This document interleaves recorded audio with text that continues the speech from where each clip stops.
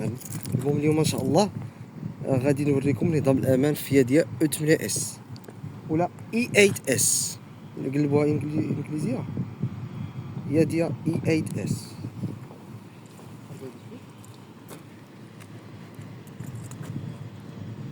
اول حاجه الا قلتي جاب الله مثلا نسيتي ما لوكيتيش غادي يجيبو مثلا شي واحد نسيتي مثلا ما لوكيتيش اللوك ديال الميكانيكي واللوك ديال الالكتروني هادي اللي شويه هكا.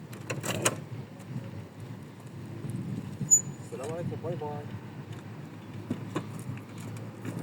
بديتي تلوكي عندك جوج اختيارات قربي هادي شويه.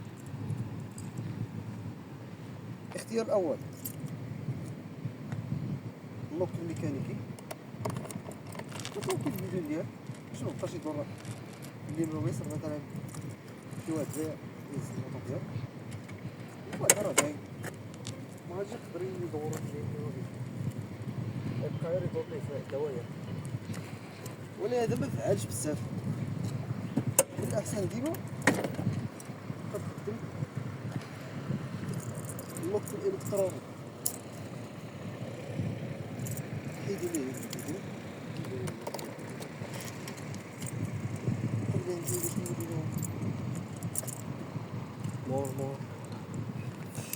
بالنسبة للوك الإلكتروني كنكليكيو على هادي ديال الوسط شفتوها هادي ديال الوسط هاهي دابا طلوكات اش يطري الى لوكيناه باللوك الالكتروني هادي اللي شو هكا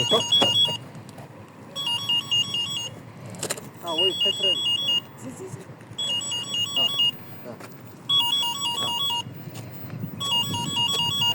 ها هو يبقى يتحرك بوحدو قربي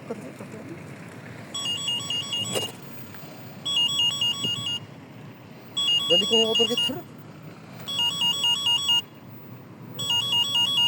يعني ما غاديش يخليك تحركو ويبقى يغوط يبقى يرجع لقدام اللور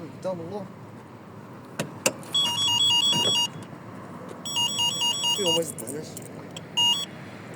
المهم هي قولوا مثلا السيرود ديالك نسيتيها في الموطور نسيتيها ولكن جاب الله لوكيتي هادي ديالك لوكيتي حطيتي هذا في الجيب ما خصكش تجمعو مع السواد كما كندير انا. وهذا مثلا نسيتي هاد اللي دورتي من قبل ومشيتي عايزي شي واحد مثلا ها هو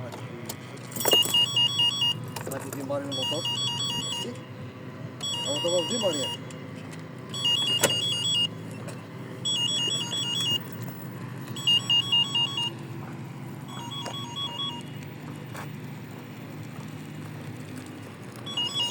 غيبقى غير يغوط ها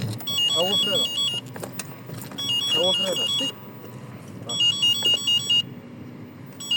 هو جا ثاني كيدير ديك العملية غتمشى بيه شوية وغادي يفراني يعني الموتور ما غاديش يقضي به الغرض غيحط غير الكونطور.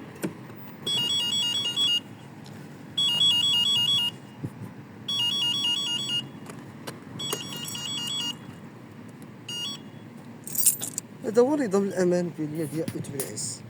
نتمنى يكون هذا الفيديو فاتكم شويه. تحياتي السلام عليكم.